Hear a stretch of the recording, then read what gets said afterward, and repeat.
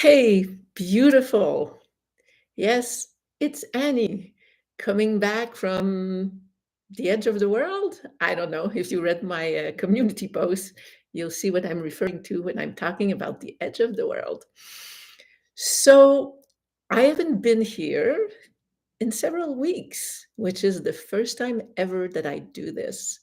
And I want to explain a little bit what's going on and incorporate in that there is some wisdom in doing what I've been doing. And that is, so let me just put this a little bit in perspective of what happened. So, as some of you know, I've been working really, really hard on the book and the channel and moving all the time and all of these things. And before Christmas, from December 16th to 20th, I co hosted an HSP summit, and it was 5 days of live Zooms, which are still available at the hspsummit.com. The replays are available. And that was an extraordinary experience for me, something I hadn't done before. And it was really changing for me. It opened up things inside of me that I knew were there, that I, again, had not experienced. And it took a lot out of me too, of both of us as HSPs hosting 5 days. It was it required a lot of our energy, and there wasn't much left of to do anything other than preparing for the next day and then doing the next day. But it was a fantastic experience. What happened is after the summit ended, not only did I need absolutely needed rest, like I couldn't do anything anymore. I was just like, oh my God, okay. At the same time as being very satisfied. The other thing that occurred was that doing the summit changed something in me. It and the things that it changed are still not specific for me. I have inklings, I have intuition of what it is. I kind of feel parts that it touched inside me. And that having happened, I I was unable to just get online and do a video for the very next Sunday. That was absolutely impossible. But after that, I allowed myself, just as I allowed myself to take some rest and to be okay, which was really hard for me, a whole big deprogramming process of being okay with not doing anything to move this work forward, something I hadn't done in at least a decade. And I gave myself time to do that.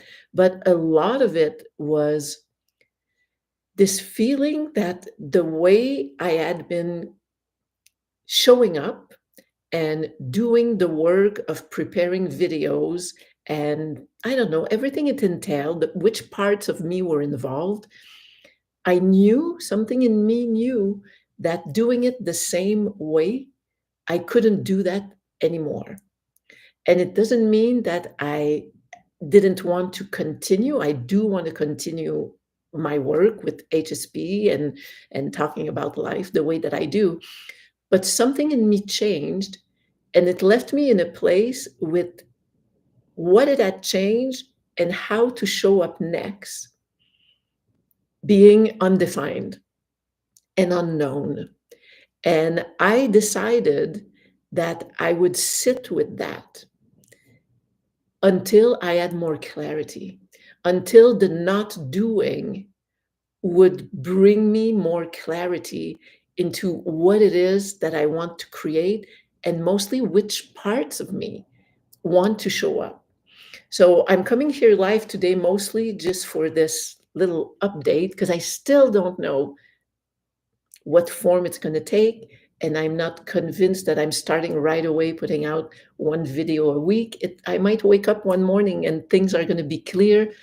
I have a sense I want to start coming on live more and maybe creating a private community.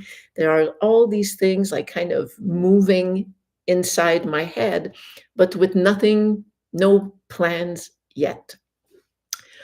Um, and I think, and the interesting thing is the way that I show up next might actually not feel any different to you. But there's something in me where I stand inside of myself that is going to be a different place. Against because both Again, because both the summit, that experience of hosting that, and of allowing myself not to do for a couple of weeks is shifting things inside of me and bringing up a lot of emotions, allowing for some deprogramming to come up and for me to let it come up, not just quickly because I have to get back to work, but to actually feel all these things. And I think all of us in life experience a few things. One, it's just go, go, go, go, going because it's all we know, or we're afraid of not doing that, or we just feel like we must because our life circumstances kind of tell us that's what we have to do. And then all of us at some point hear something inside that says, this is no longer right. And then we might continue to do it for 10 years, but that voice is still inside saying, there's something, there's something, there's something. And And then we might have the opportunity where the voice gets louder and it really tells you, stop. There is something different for you, even if you don't know what it is.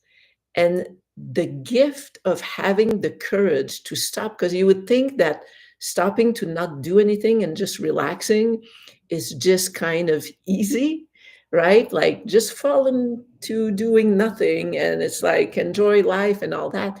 But it actually takes courage. And I have found that for myself. And it because it brings up all kinds of fears of going to places where you haven't been before, the fear of not showing up, um, taking apart everything that you've worked for before. Like for me, not showing up on my YouTube with you guys, I had to deal with the fear of that attachment that my self of accomplishment is connected to being here with you. And it's kind of two-sided, right? Because in a way it is, but we shouldn't be afraid of losing something because we're following our true self. So that showed up. And just the conditioning, right, of our society of when we don't do something productive with a goal and the actions that are aligned with it, then we're just kind of wasting our time. And in life, wherever you are in life, I guess, but at some point, it's like wasting time should no longer be an option when you have things that you know you have to accomplish for whatever reason. But there is so much wisdom in stopping. And what I am finding and awaiting also is one, the lessons I'm learning from not doing, which I kind of just listed a little bit, but they are numerous. And then it's working on the trusting. And that's a tough one, of trusting that doing less, that even if I do less for the right aligned reason, that I'm not going backwards and that the universe has me, right? The universe has my back. And that when we honor who we are inside and those callings that are telling you something, a change or taking a break or moving away or end of a job or a relationship or an inner way of looking at things, your inner attitudes, when we are called to do these things, to trust that God's got us, that the universe has our backs. And that is a really big exercise to go through as I'm doing this, because, I'm still in this urgency of having to create a real business, which means equals income, because I am not financially independent. So it's an interesting ballet. At times, it's a vigorous tango, but it's still a dance, and it's the dance of life, and it's the dance of being human, a human that is choosing to connect and to act from the soul as well. So this is what I am doing. I am working with Michael Schwengel, that with whom I did the summit, and together I'm going through his boot camp, and which is all about HSPs, respecting who we are and creating a business that reflects those values and our abilities and our um, availabilities, energy wise and emotionally wise. So I am working on creating something that will be more anchored in the truth of who I am. Those of you who have followed me for a while know that I'm always kind of questioning and having a hard time, like pushing so hard, and I have to do this, but I want to, and I'm confused between the wanting and having to, and you know, working on my trust with the universe, because sometimes it feels like everything's not working right. And anyway, I am really working on that. I am seeing this moment, maybe this month, I don't know, as a pivotal moment of setting down a foundation where I'm actually going to be able to come to you even more with more presence, because I want to leave that fight or flight and urgency and have to and kind of limits and being caged in a way that I feel there is no way out. I'm doing the work to release this so that I am freer to come to you with all of who I am. And for that, I needed to take some time. And I do want to apologize because I have not replied to a lot of your nice messages, comments on the videos. And I mostly, uh, particularly want to identify, um, there is this person, Nick, AKA Bridget. It's the second time that you commented that you would like to work with me one on one. And each time that it's like each time you said this, I saved the screen capture and I was touched that you wanted that. And I always delayed replying to you because it was so meaningful and I wanted to do it in a meaningful way. And each time your comment disappeared. So I didn't have a way to reach out to you. One, if you want to, you can go through my website or just reach me through Annie at anniepaquette.com. And if not, know that what I'm putting in place right now will allow for that in the semi near future. So it is something that I do want to do. I want to test those waters, see how it feels for me to start working with some people one on one or explore having VIP days in person. And all this is kind of a little bit of a blurb. No, a blur. But know that I am heading there.